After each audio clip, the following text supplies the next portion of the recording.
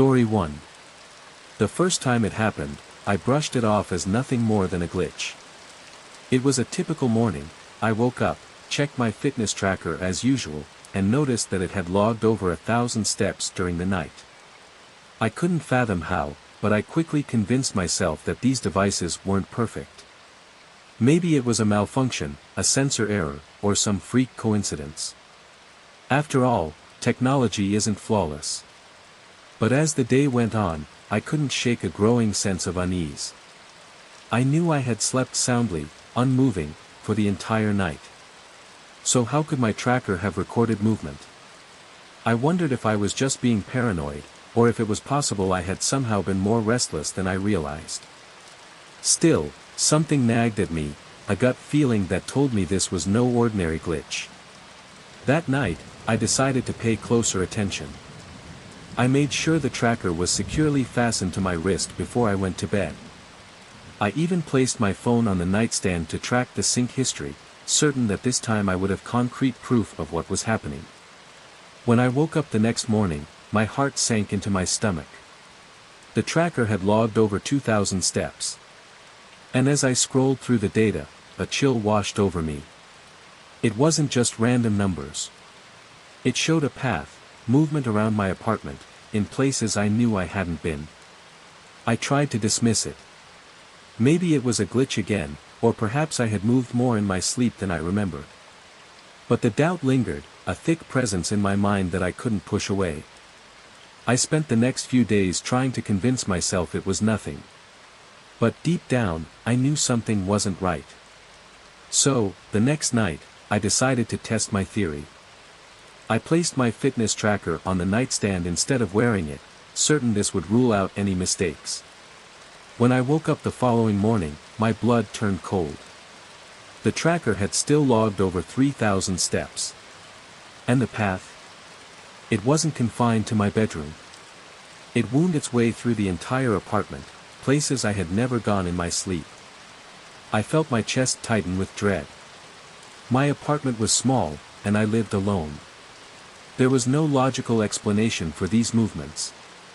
The tracker's data seemed to suggest someone, or something, had been moving around my apartment while I was asleep. But everything was locked up tight. Every window, every door, every corner was secure. Nothing seemed out of place. But the feeling, the unease, gnawed at me, growing more intense with each passing hour. Desperate for answers, I set up a camera in the living room and another one in the hallway leading to my bedroom. If the tracker was malfunctioning, surely the footage would reveal it. That night, I lay in bed, anxiety weighing me down. I struggled to fall asleep, my mind racing, my eyes flickering with exhaustion. Eventually, sleep claimed me, but when I woke up, the first thing I did was check the tracker. Nearly 4,000 steps had been logged. My hands shook as I reached for my phone to review the camera footage. The first few hours were uneventful, just me tossing and turning in bed. But then, just after 2 a.m., something shifted. A shadow crossed the living room, faint but unmistakable. My breath caught in my throat as I watched it glide across the floor toward the hallway camera. I couldn't move, couldn't breathe as the figure on the screen grew clearer. It wasn't just a blur. It was humanoid, distinct in its features. It moved with an unnerving calm, heading straight for my bedroom. My heart pounded as I watched, frozen in place. The figure paused outside my door, and then, nothing.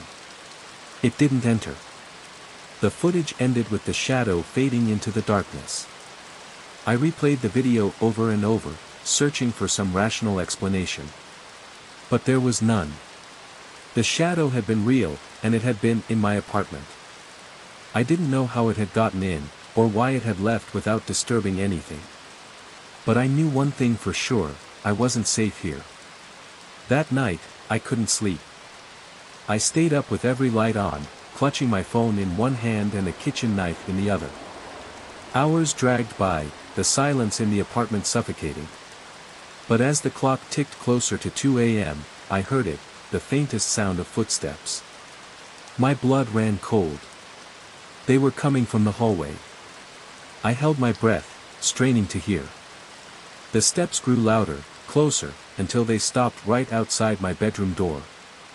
My heart hammered in my chest, every instinct screaming at me to run, to hide, to do anything but remain paralyzed by fear.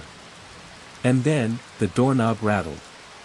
Summoning every ounce of courage I had, I threw open the door. The hallway was empty. The lights were still on. Nothing seemed out of place. Yet, I knew the footsteps had been real. I checked every corner of the apartment again, my hands shaking with dread. But there was no sign of anyone. The next day, I packed my things and left. I didn't tell anyone the full story. I simply told them that I had experienced something strange and needed a fresh start. Now, I still wear my fitness tracker, but I can't bring myself to check it anymore. I don't want to know if the steps have started again. Story 2. I was at the supermarket, my mind somewhere between the demands of my to-do list and the monotonous act of grocery shopping. I reached for a can of soup on the shelf, the cold metal a familiar texture against my fingertips when I heard it. Clear as day, spoken with a warmth I recognized instantly. A voice, not too loud, but unmistakable, called my name, a nickname only my late grandmother had ever used. I froze. My hand was still hovering in mid-air, and for a moment, the world around me seemed to blur. I slowly turned to see who had spoken, my heart racing. An older woman stood there, her cart filled with an odd assortment of items. She looked ordinary, like any other shopper in the aisle, her face unremarkable, just another figure among the countless others. But then, there was that name, my name, the one my grandmother had whispered in my ear when no one else was around. A chill ran down my spine, and I stared at the woman, my voice shaky when I finally found it. "Excuse me," I said, trying to steady myself, "what did you just call me?" She looked at me with genuine confusion, as though I were the strange one. "That's what you go by, isn't it?" she asked, her tone casual, almost rehearsed, as if she had said this 100 times before. I shook my head, my mind reeling. No one calls me that. No one except my grandmother. And she's been gone for years. Her smile didn't falter, but it shifted, something subtly off about it now, like it was stitched into place. She tilted her head, her gaze lingering on me, as though trying to place me, like an old friend she hadn't seen in a long time. "Oh, I must have overheard someone call you that," she said, dismissing it with a wave of her hand as if it were nothing. But it was everything. My grandmother had never used that nickname in public. It was private, just between us, a secret only she and I shared. I tried to move on, pushing my cart down the aisle, but my skin prickled with an unfamiliar sensation. I could feel her eyes on me, following me. I glanced over my shoulder once. She was still there, standing just a few feet away, watching me with that same unsettling smile. I could feel my pulse quicken, my mind whirling. How could she know that name? It was impossible. Maybe I had misheard her, or it was all just a bizarre coincidence. But deep down, I knew it wasn't. I tried to shake it off, continuing my shopping as the strange woman drifted from aisle to aisle, always just at the edge of my vision. Sometimes she was browsing the shelves, other times pushing her cart, but she was always there. Always watching. My hand gripped the cart tighter as my anxiety climbed, but it wasn't until I reached the checkout that the full weight of it hit me. She was there again, standing 2 lines over. But this time, she wasn't unloading anything onto the belt. She was just standing there, staring at me with that same, unchanging expression. My heart began to race as I tried to avoid her gaze, desperately hurrying through the line, practically throwing my groceries into bags. When I made it out of the store, I rushed to my car, my hands shaking as I loaded the bags into the trunk. Every shadow in the parking lot felt like a threat. I kept glancing over my shoulder, expecting to see her there again, but the lot seemed normal. People were going about their business, unaware of the creeping dread that had wrapped itself around me. I tried to calm my nerves, telling myself I was overreacting. Maybe she wasn't following me. Maybe I had just imagined it all. But then, as I slid into the driver's seat and glanced into the rearview mirror, my heart sank. There she was, standing at the edge of the lot, watching me.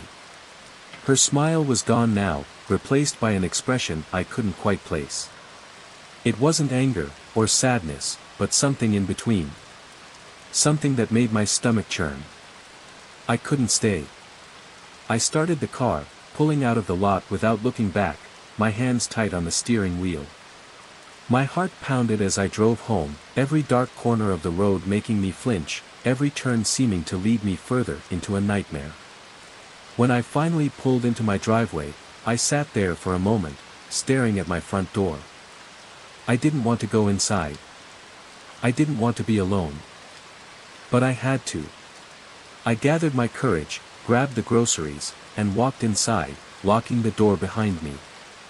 I checked every window, every lock, making sure the house was secure. But no matter how many times I checked, no matter how safe I tried to make it, the feeling that I wasn't alone wouldn't go away. It clung to the corners of the house like a shadow, whispering that something was wrong. That night, I barely slept. Every creak of the house, every rustle of the wind outside made me jump. I kept replaying the encounter in my mind, trying to make sense of it. Who was she? How did she know that nickname? And why had she been following me? The next morning, I woke up to find something that made my blood run cold. A note slipped under my front door. I recognized the handwriting immediately. It was my grandmother's. "I'm still with you.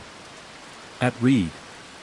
My hands shook as I picked it up, the words blurring as tears filled my eyes. I looked around the room, half expecting to see her standing there, but the house was empty. The note felt warm in my hands, like it had just been written.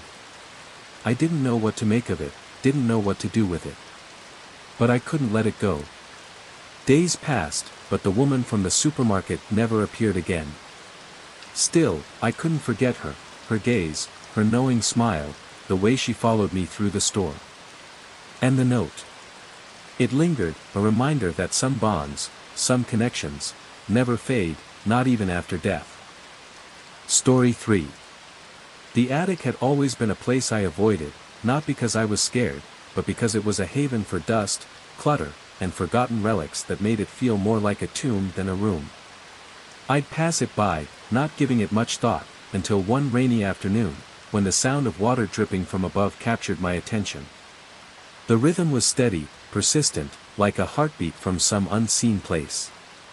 With nothing but a flashlight in hand, I decided to investigate, expecting the usual, a leaky roof, perhaps some old pipes that needed fixing. But what I found was far from ordinary. Hidden away in the farthest corner, tucked beneath the rafters, was a cardboard box.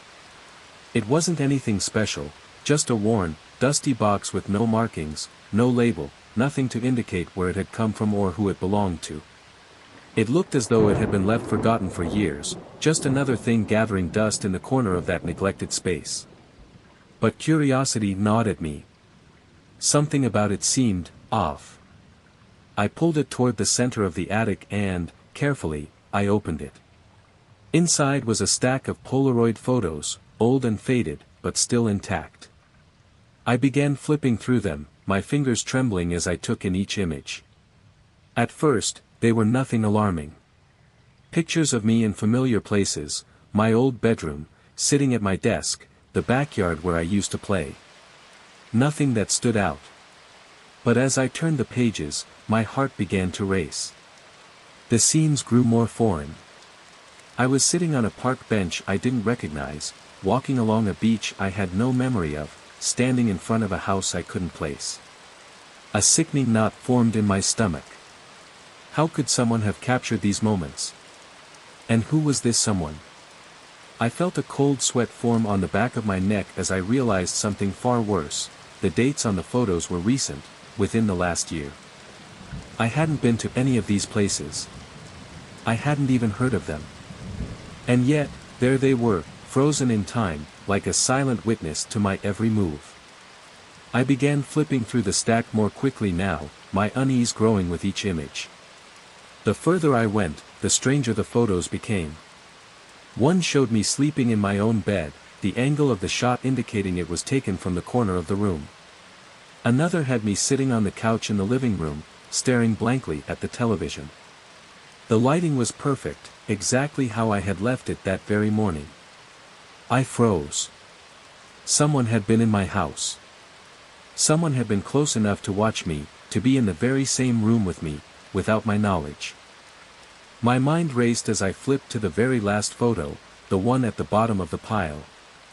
This one was different.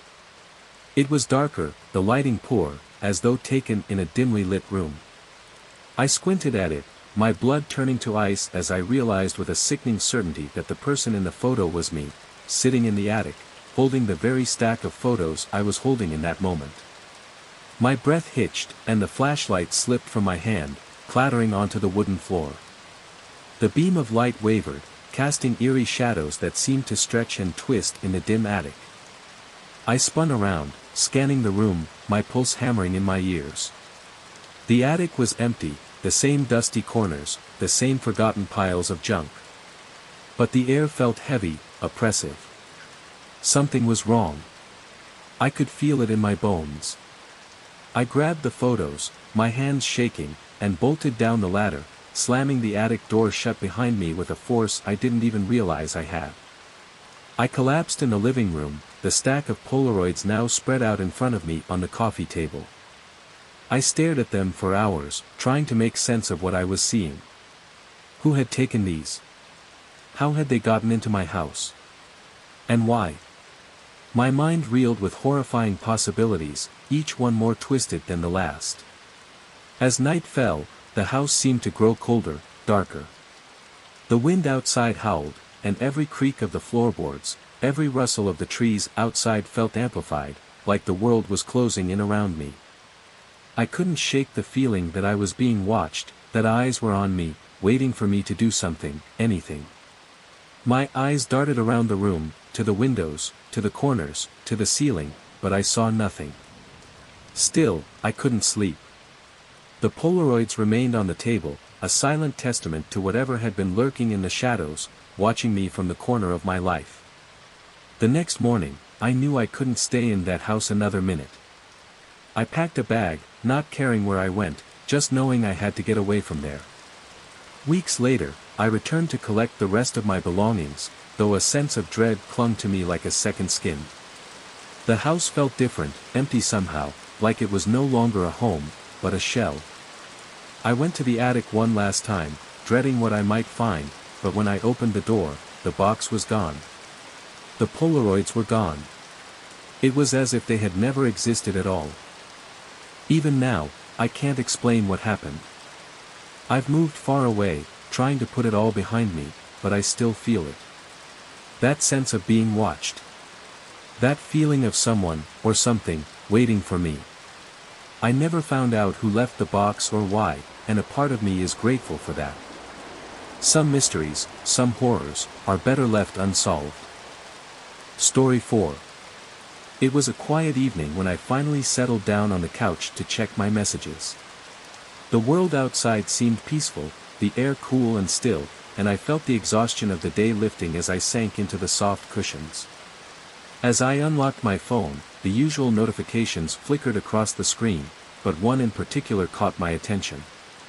The name on the screen froze me in place, an old friend, someone I hadn't spoken to in years. Our lives had drifted apart long ago, and I hadn't thought of them in what felt like an eternity. A strange sense of curiosity surged within me, pulling me toward the message, and I tapped on it. There were no words, only a photo. I stared at the image in disbelief, my chest tightening. The photo was unmistakably of me. It was taken earlier that day, of that much I was sure. I recognized the clothes I was wearing, the spot in the park I had visited, and even the coffee cup I had been holding. But there was something that didn't add up. I had been alone. No one had been with me, and I hadn't seen anyone nearby who could have snapped the picture. My heart raced, and unease slowly crept through my veins. How had they gotten this photo?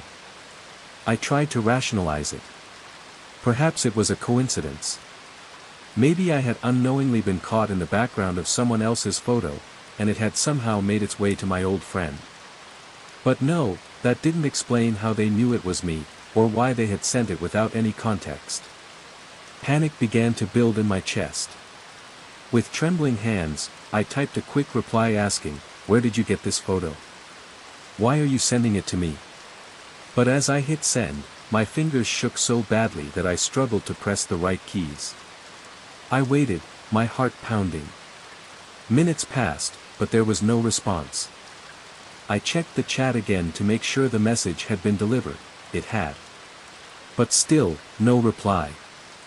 The silence felt suffocating, and I couldn't shake the feeling that something was horribly wrong. I kept staring at the photo, trying to spot anything unusual, but there was nothing except the fact that it existed at all. I felt a creeping paranoia settle in. I couldn't remember seeing anyone at the park that day.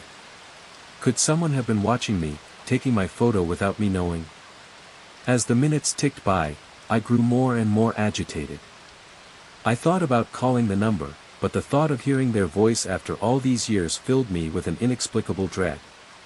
The air in my house felt heavier now, like the walls were closing in. Every sound outside, every shift in the shadows in the corners of my vision, made me jump. I kept glancing at my phone, waiting for a response that never came. Eventually, I decided to look up the number. Maybe it wasn't really my old friend. Maybe someone else had hijacked their account or number and was playing some sick joke. I searched for the number online, but when I did, nothing came up. It was as if the number didn't exist at all. My stomach dropped. If it wasn't my friend, then who had sent it? That night, sleep evaded me. Every time I closed my eyes, I saw the photo again, my own face staring back at me from the screen. I couldn't escape it. The next morning, I decided to visit the park again, hoping to find some clue, some explanation. I stood in the exact spot where the photo had been taken, scanning the area for anything out of place. Everything seemed normal, people were walking their dogs, jogging past. It was just a quiet park, the same as any other day. But then, I saw it. On the bench where I had been sitting, there was a folded piece of paper. My heart began to race as I approached it. My hands were trembling as I picked it up and unfolded it. There, in neat handwriting, was a single sentence: "You shouldn't have ignored me." A chill ran through my body. My mind reeled. Who had left this note? Were they watching me right now? That night, I couldn't stay in my house. The fear gnawed at me, making it impossible to sleep. I booked a hotel room on a whim, desperate to escape the suffocating dread. But as I lay in the unfamiliar bed, my phone buzzed again. Another message. Another photo. This time, it was a picture of me in the park that morning, holding the note. My breath caught in my throat. Whoever this was, they weren't just watching me, they were close. Too close. I deleted the message without a second thought, turned off my phone, and spent the rest of the night jumping at every creak and sound in the hotel room. Sleep didn't come easily. When it finally did, it was filled with nightmares of faceless figures watching me from the shadows.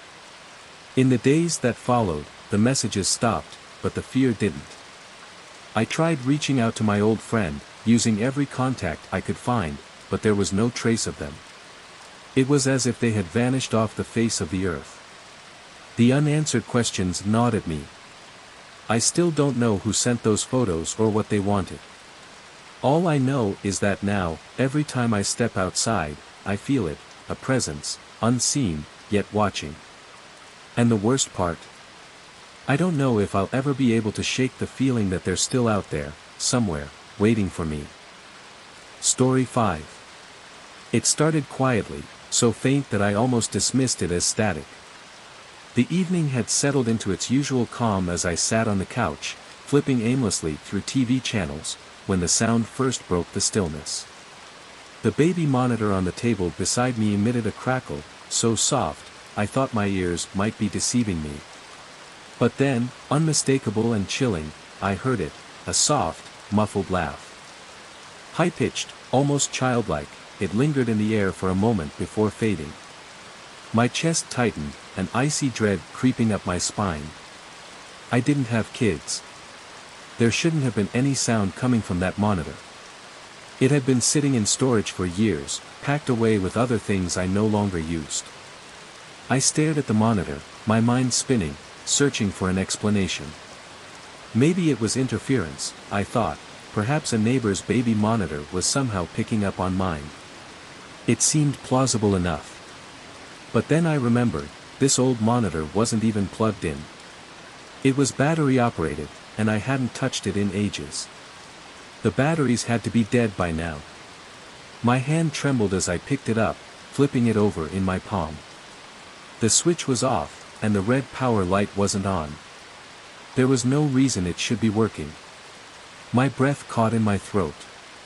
I set it down slowly, trying to steady my pulse. I told myself it was nothing, just my imagination running wild, but that uneasy feeling only deepened.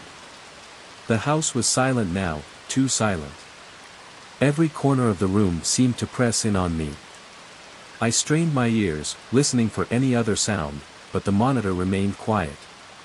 Then, just as I started convincing myself I'd imagined it, the laughter came again. This time, it was louder, closer, clearer. The sound seemed to pierce the air, as if the child were standing right by the microphone. I jumped to my feet, my heart thudding so violently in my chest, I thought it might burst. I scanned the room, my eyes darting frantically for any sign of movement, but everything was exactly as it should be. The laughter stopped suddenly, leaving a heavy silence in its wake. The monitor crackled faintly, and then, nothing. I stood there, frozen, unsure of what to do. My mind screamed at me to throw the monitor out, to rid myself of it before whatever it was could do more. But my feet wouldn't move. I was trapped between disbelief and fear. Slowly, I sank back down onto the couch, my hands cold and clammy. I reached for my phone, hesitating. Who could I call? What would I even say? That I was hearing things through a baby monitor that shouldn't even be on. They'd think I was losing my mind. I placed the phone back on the table and glanced at the monitor again. It was small, unassuming, ordinary even, but it filled me with a dread I couldn't explain. Minutes passed. The monitor remained silent, the room still. I tried to distract myself by turning on the television, but I couldn't focus. Every small sound, the creak of the floorboards, the hum of the fridge, the distant rumble of a car passing by, seemed to rattle me. My ears were too sensitive, straining to hear the slightest noise. And then, without warning, the laughter returned. But this time, there was something else. A whisper. Faint, barely perceptible, but chilling all the same. My blood ran cold as I realized the whisper wasn't just random noise, it was speaking. The words were too soft to make out, but the tone, playful, almost mocking, sent a shiver down my spine. I stiffened, leaning forward instinctively. I reached for the monitor, my fingers brushing against it. The sound stopped instantly, cutting off like someone had flipped a switch. The sudden silence was worse than the noise, sending a chill through my bones. After a moment of hesitation, I made a decision I knew I would regret. Against every instinct, I flipped the switch. The red light blinked on, and for a brief moment, there was nothing but static. Then, through the crackling, I heard it again. The laughter, softer at first, then louder, sharper, as if the source were moving closer to the microphone. I could make out the words this time, "Come play," it echoed in that same disturbing, playful tone, over and over. My stomach turned, and my hands shook so badly, I almost dropped the monitor. Panic surged through me, and I turned it off again, quickly, too quickly. But the laughter didn't stop. It continued, faint but persistent, echoing in the room as if it was coming from all around me, from every corner, from nowhere at all. I stood, heart racing, looking frantically around the room, but there was nothing. I grabbed the monitor, my fingers white-knuckled, and hurled it into a drawer. I slammed the drawer shut, but the feeling didn't go away. The room was colder now, the shadows stretching unnaturally, like they were alive, watching.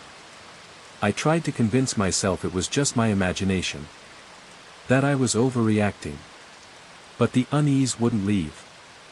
I couldn't stay in that room any longer. I grabbed my keys and left the house, not bothering to turn off the lights or lock the door. I just needed to get away, to breathe, to put distance between myself and whatever had just happened. I drove for hours, aimlessly, the image of that monitor and the laughter burning into my mind. When I finally returned home, I found the house exactly as I'd left it, the lights still on, the door slightly ajar. I hesitated at the threshold, half expecting the laughter to start up again, but there was nothing. I checked the drawer where I had thrown the monitor. It was still there, untouched. The batteries were dead, as they should have been all along. But I can't explain what happened that night, or why it happened. All I know is that I haven't touched the monitor since. It stays in that drawer, out of sight, out of mind. But late at night, when the house is quiet and the world is still, I sometimes think I hear faint laughter coming from somewhere in the house. And every time, I tell myself it's just the wind. Story 6. The day had been like any other, uneventful, quiet, and strangely comforting in its monotony. I had spent the afternoon moving through my usual routine, checking my mail as I arrived home, and absent-mindedly sorting through the envelopes. A folded piece of paper caught my eye, nestled between a couple of bills and flyers. At first, I thought it was just some misplaced receipt or an advertisement, another waste of paper that would end up in the recycling bin. But as I picked it up, I couldn't shake the unease gnawing at me. There was something about the way it felt in my hands, almost too deliberate, too purposeful. I opened the paper without much thought, ready to toss it aside, but as the words revealed themselves, a cold shiver ran down my spine. It wasn't a flyer, as I had assumed. No, it was a list, an itinerary. My hands froze, the blood draining from my face as I read the detailed account of my day. Every moment, every action I had taken since I woke up was written out with unnerving precision. The time I woke up, the exact moment I ate my lunch, and even the specific sandwich I had chosen, all of it, documented as if the author had been there, watching me. How could anyone know such intimate details? I scanned the paper again, my heart pounding in my chest, desperately looking for a clue, a name, a signature, anything that could point to who had written this. But there was nothing. The handwriting was neat, almost robotic, and oddly mechanical, as though the writer had carefully crafted each letter, making sure no trace of personality slipped through. It felt wrong, like something meant to remain hidden, a message from someone intent on remaining anonymous. I tried to brush it off. It's just a prank, I told myself. Some sick joke. But the details were too precise, too real to dismiss. My mind raced, and I couldn't shake the nagging thought that someone had been following me, tracking my every move. Every time I thought back to the day, I felt exposed. The note even described the brand of coffee I had bought, the exact time I spilled a drop on my sleeve as I rushed to catch the bus. How could anyone know these things? The sense of vulnerability washed over me like a wave. I folded the paper, my hands trembling, and shoved it into my pocket. For the first time in a long while, I felt truly unsafe in my own home. I locked the door behind me, double-checked the windows, and made sure every light was on. What was supposed to be my sanctuary now felt like a prison. I spread the itinerary out on the kitchen table, my eyes scanning the lines again and again. Each word was a violation, a reminder that someone had been close enough to observe me, to see everything I did without me knowing. I checked my phone, desperate to find any sign that someone had hacked into my private life. But everything seemed normal. No strange apps, no unfamiliar messages. The people I had interacted with during the day all seemed like ordinary strangers, just part of the usual background noise of my life. I couldn't think of anyone who stood out, who might be behind this. The realization hit me like a punch to the gut. Whoever had written this could still be out there, watching. As the hours ticked by, I couldn't shake the feeling of being monitored, of being watched from the shadows. Every noise outside my house made me jump. Every creak of the floorboards set my nerves on edge.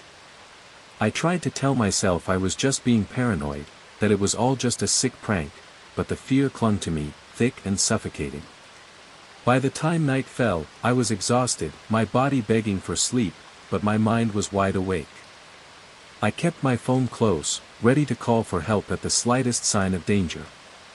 I thought about reporting the note to the police, but what would I say? How could I explain the terror that was now a part of me? There was no evidence, no proof, just an anonymous piece of paper and a series of horrifyingly accurate details about my life. So I stayed awake, my eyes darting to the locked door at every sound, my heart pounding in my chest.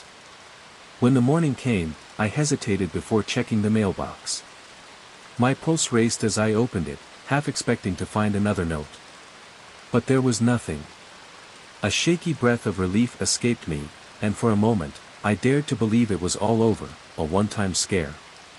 But as the day wore on, I couldn't shake the lingering feeling of dread. Every unfamiliar face I saw seemed suspicious. Every car that stayed behind me too long made my skin crawl, as though I was being followed. The itinerary had planted a seed of doubt in my mind, a fear that wouldn't leave. I began altering my routines, taking different routes to work, leaving at different times. I became hyper-aware of my surroundings, but still, the fear never fully left me. It lingered, always in the background, waiting to resurface.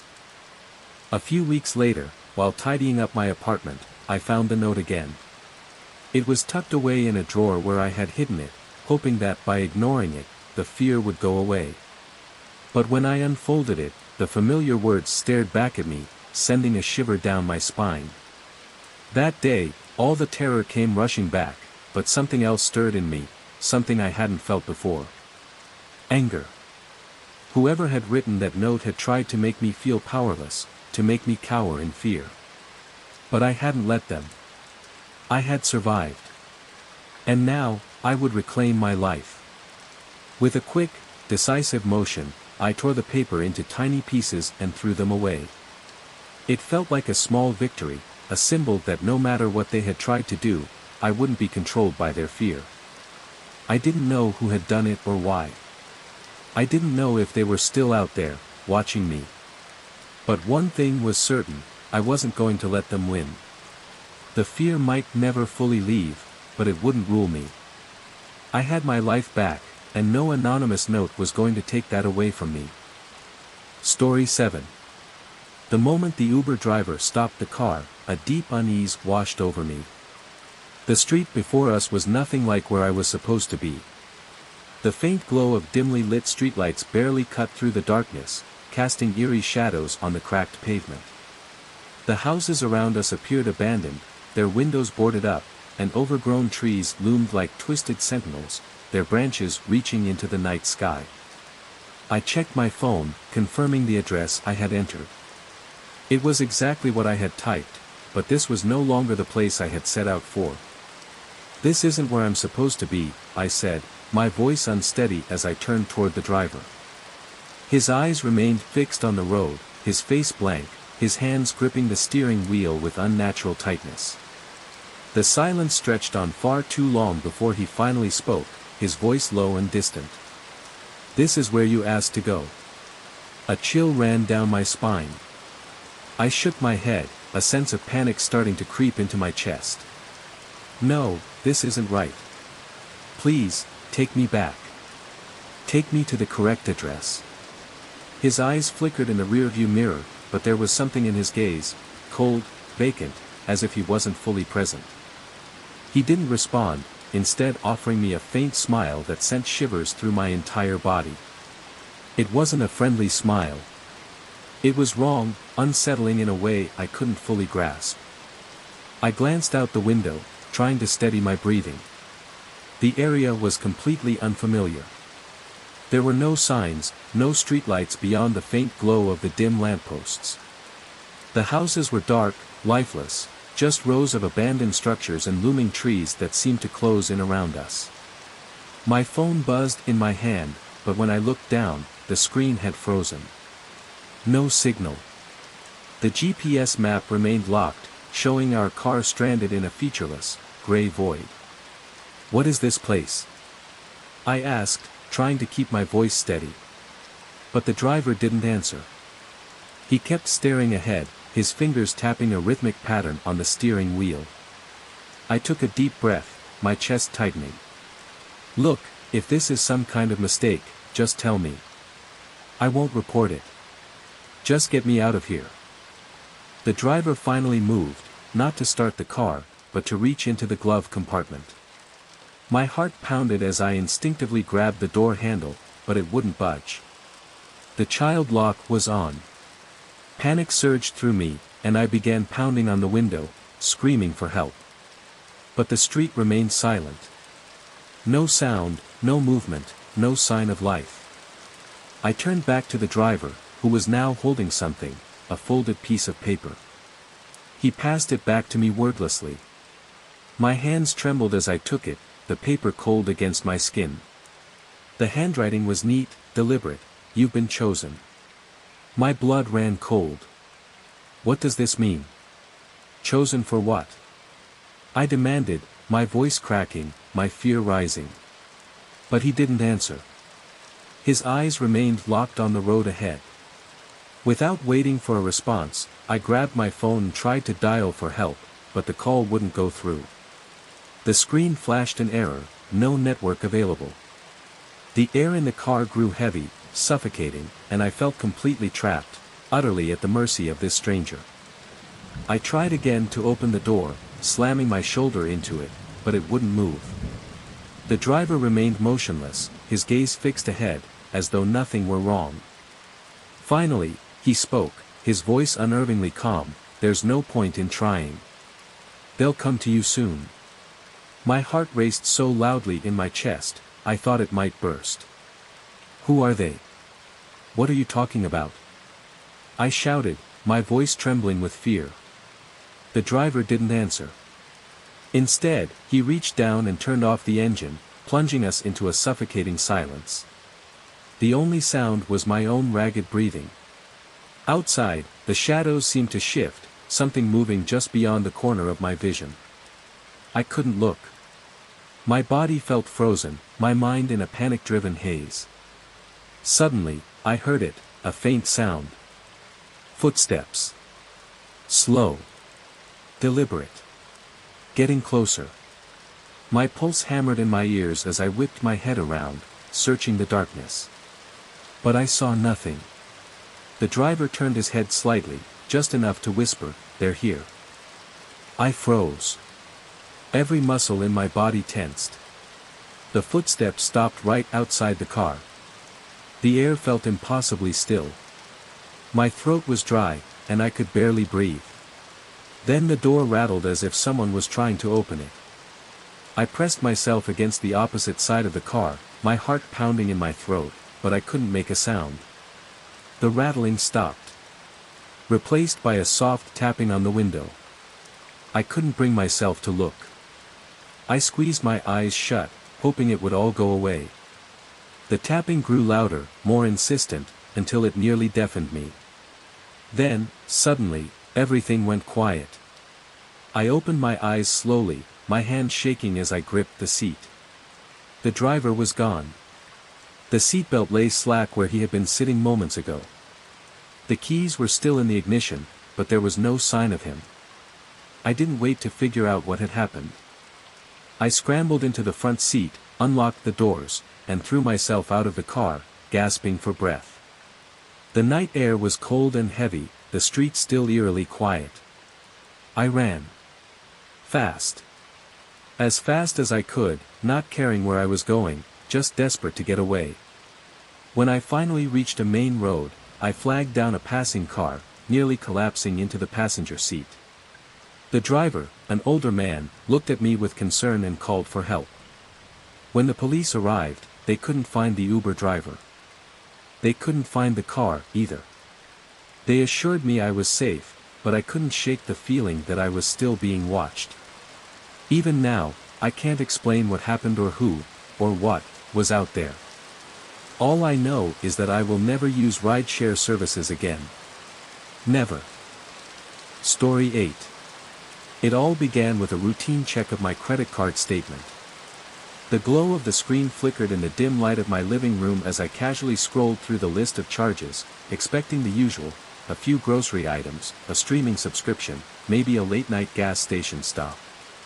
But then, my eyes locked on something that didn't belong. A charge for a hotel I had never stayed at, in a city I had never even visited. My heart skipped a beat, and I froze. I couldn't understand it. At first, I thought it was a simple mistake, a bank error or a mix-up. But the name of the hotel wasn't familiar, and the amount was hefty, too hefty to be a mistake. As I continued scrolling, my unease deepened. Another charge appeared, this time from a restaurant in the same unfamiliar city. The dates lined up with last weekend, a time when I had been home, miles away from this strange place. My mind raced. Panic bubbled up in my chest as I quickly scrolled down further. More charges. A boutique clothing store, a rental car service, and even a ticket to some event. Each one from the same city. Each one completely alien to me. Someone had used my card. They weren't even trying to hide it. And worse yet, they were making it feel personal. I immediately called the bank, my voice shaking as I explained the situation. The representative, calm but with a hint of suspicion in their voice, asked if I had lent my card to anyone or forgotten about a trip. I insisted that none of it was me. I had never even been to that city. The representative promised to freeze my account and initiate an investigation, assuring me I'd likely be reimbursed. But the unease gnawed at me. Who had my information? And why that city? It felt too specific. Too deliberate. That night, sleep eluded me. My mind kept returning to the list of places, the events, the charges. I had to make sense of it. I searched the locations online, and what I found only deepened the pit in my stomach. The hotel was small and out of the way, the kind of place someone wouldn't just pick on a whim. The restaurant was high-end, catering to an exclusive crowd. And the boutique, so posh it felt as if it had been chosen for me. But how? I had never been there, never even heard of these places. The next morning, I decided to dig deeper.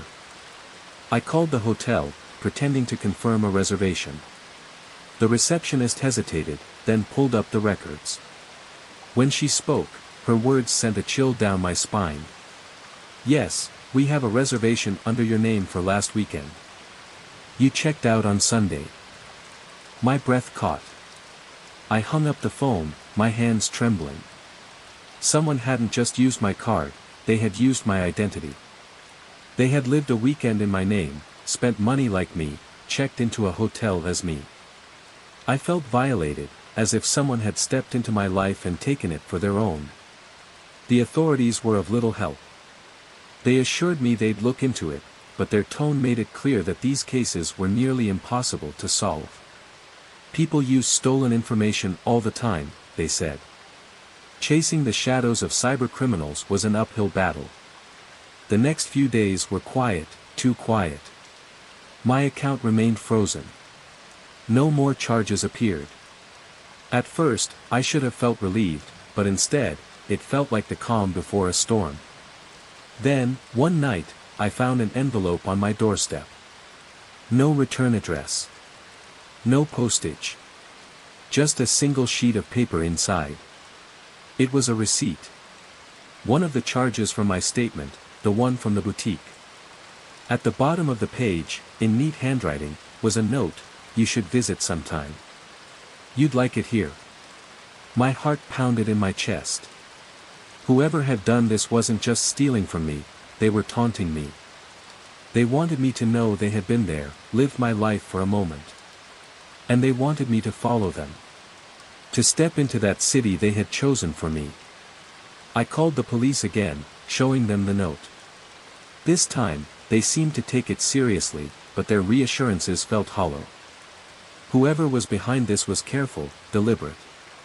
They knew how to cover their tracks. As the days passed, the sense that I was being watched, followed, grew stronger. I'd see a car parked outside my house for hours at a time. Shadows would pass my window at night. The feeling of being monitored, of being observed, crawled under my skin. I was no longer in control of my life. I was no longer the one making decisions. Someone else was pulling the strings. I started feeling like a stranger in my own home, constantly glancing over my shoulder, questioning every sound, every movement. The charges on my credit card were no longer just purchases, they were breadcrumbs, a trail leading to something I didn't want to find. Then, 1 week later, another envelope arrived. This time, there was no receipt, no note. Just a photograph. It was of me, sitting at my kitchen table, staring at my laptop. The photo had been taken from outside the window, the angle perfectly framing me in the glow of my screen. My blood ran cold as I stared at the image. I hadn't seen anyone. I had been alone. I didn't sleep that night. Or the night after that. The city from my credit card statement wasn't just a place. It was pulling me there. Slowly, carefully. And I knew, deep down, that eventually, I'd have no choice but to go. Story 9. I had just finished my nightly routine, a familiar and comforting ritual that helped me unwind after a long, exhausting day. The soft hum of the bathroom light buzzed faintly, casting a gentle glow on the cool tiles beneath me. As I stood at the sink, brushing my teeth, the mirror reflected the usual, my tired, worn face, messy hair, and the quiet, dimly lit bathroom around me. Everything felt completely normal, a sense of peace settling over me as I finished brushing. But in the blink of an eye, that tranquility shattered. It was a mere flicker, a brief, almost imperceptible movement in the corner of my vision. My heart skipped a beat as I paused, my hand still gripping the toothbrush. I straightened up, staring directly into my reflection. There I was, ordinary, tired, and looking back at myself. I let out a small laugh, shaking off the unease creeping up my spine. Nerves, I told myself. Just nerves. I reached for the towel beside the sink to dry my face, glancing again at the mirror, hoping to shake off the lingering feeling. And then, it happened again. As I moved the towel to my face, I caught something, a subtle lag in the reflection, just a fraction of a second, but it was enough to make my stomach lurch. My hand, which should have been wiping my face, remained still at my side in the glass. I froze, staring at the mirror, my heart pounding in my chest. I willed myself to blink, to break the illusion, but my reflection didn't follow. It just stayed there, unmoving. Desperate to prove it was just a trick of my mind, I raised my hand slowly, watching the reflection carefully. This time, it mirrored my movement perfectly, as though mocking me. I breathed a shaky sigh of relief, convincing myself that I was just tired, that it was the flickering light playing tricks on my mind. But the feeling didn't leave. It lingered, heavy and suffocating. I stared into the mirror, my eyes locked onto my reflection, unable to look away. I turned my head slowly, left, then right, testing the mirror. Everything seemed normal, too normal. I even waved at my reflection, like an idiot, trying to force myself to relax. The reflection waved back. Exactly the way it should. I laughed softly to myself. "You're losing it," I muttered under my breath. But as I turned to leave, I glanced at the mirror one last time, and that's when it happened. My reflection didn't move. I froze in the doorway, my breath caught in my throat as I stared at the still, lifeless image in the glass. Then, without warning, my reflection tilted its head ever so slightly, a movement I hadn't made. My body went rigid with fear, every nerve screaming for me to turn around, to run, but I couldn't move. The bathroom light buzzed louder, the flickering growing more erratic, more frantic. My reflection's mouth began to move. It was mouthing words, but no sound came out. I tried to scream, to run, but my legs felt paralyzed, trapped in place by the sheer terror of what I was witnessing. The reflection's smile grew, stretching unnaturally wide, twisted, and wrong. A slow, eerie grin that didn't belong to me. I took a trembling step backward, my heart hammering in my chest as I watched in horror. The reflection leaned forward, pressing its hands against the inside of the glass, as though it were trying to break through. The movement was jerky, unnatural, like something out of a glitchy video. I stumbled backward, slamming into the bathroom door. It was as if my body finally remembered how to move, and with a burst of adrenaline, I ran. I slammed the door shut behind me and pressed my back against it, struggling to catch my breath. My mind reeled, trying to process what I had just seen. The house was silent, eerily still, the only sound my ragged breathing. For a moment, I questioned whether I had imagined it all. Maybe I was losing my mind, or maybe the exhaustion had simply gotten to me. But then, I heard it. A soft, rhythmic tapping, coming from inside the bathroom. It was deliberate, like someone, or something, knocking on the mirror. My blood ran cold as the tapping grew louder, more insistent. I backed away from the door, my hand shaking as I fumbled for my phone. I wanted to call someone, anyone, but I couldn't tear my eyes away from the door. The tapping stopped suddenly, replaced by an unsettling silence that was even worse. My breath hitched as I strained to hear any other sound, but the silence was all-consuming. Then, the bathroom light flickered off, plunging the room into complete darkness. The reflection, or whatever it was in there, was still there, waiting. Watching. I didn't sleep that night. I huddled in the living room, every light in the house blazing, the bathroom door firmly shut, but even then, I couldn't shake the feeling that I wasn't alone. That something was still watching me. When morning came, I summoned the courage to check the mirror. The light was steady, the reflection normal, as if nothing had happened. But I knew better. Something had been there. Something that wasn't me. And now, every time I pass a mirror, I can't shake the feeling that it's watching me, waiting for the next moment I let my guard down. Story 10.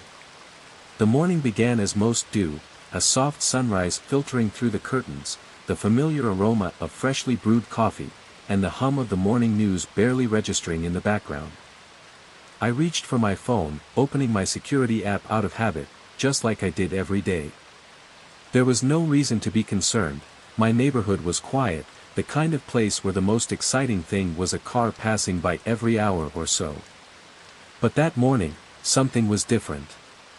The app buzzed, an alert flashing on the screen, movement detected near the front door, between 2 a.m. and 4 a.m. I thought it was a glitch at first, maybe a stray cat, a shadow, or the wind.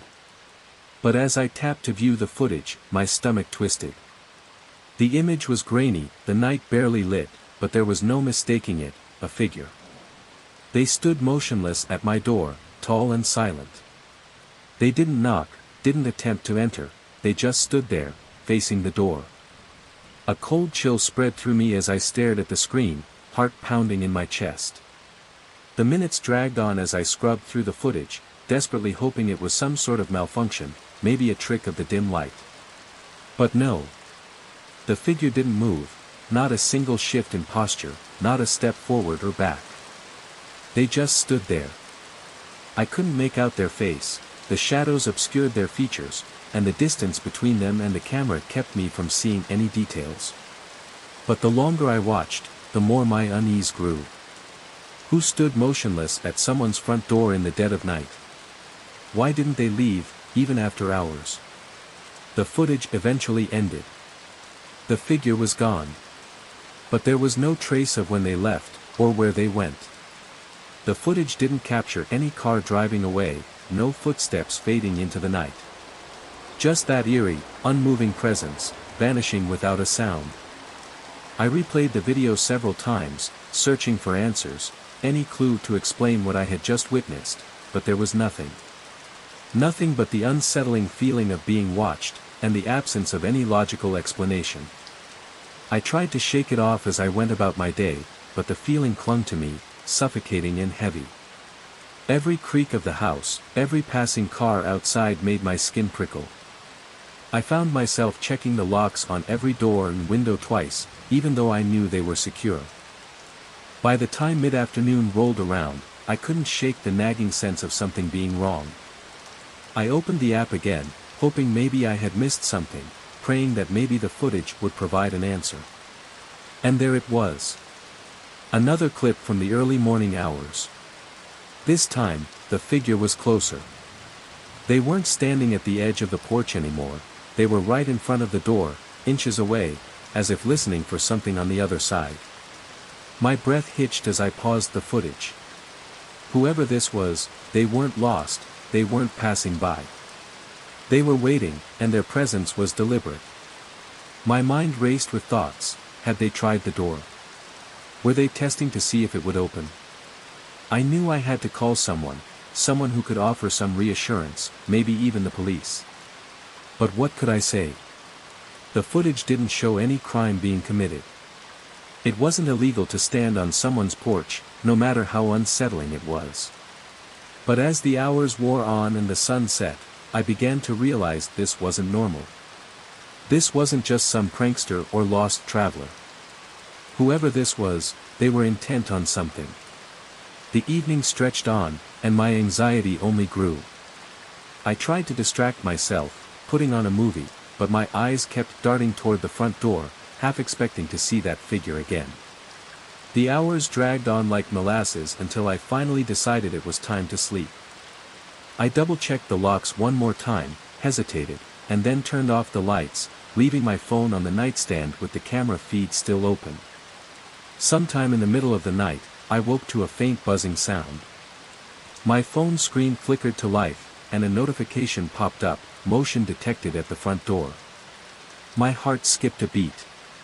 I grabbed the phone, my hands trembling as I loaded the live feed.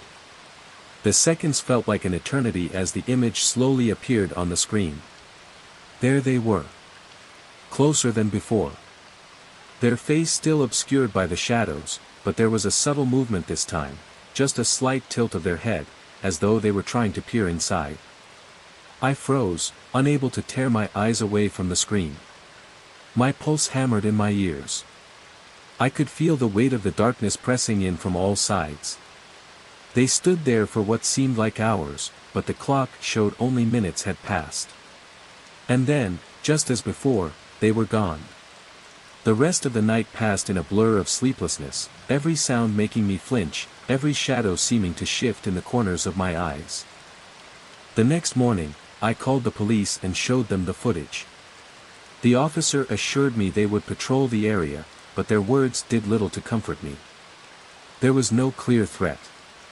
No crime had been committed. It was just a stranger, standing in the night. Days turned into weeks. The figure never returned. But every night, I checked the camera. Half expecting to see that same motionless figure standing at my door once again, waiting. Watching. And I know, deep down, that I'm not the only one who hasn't been able to forget.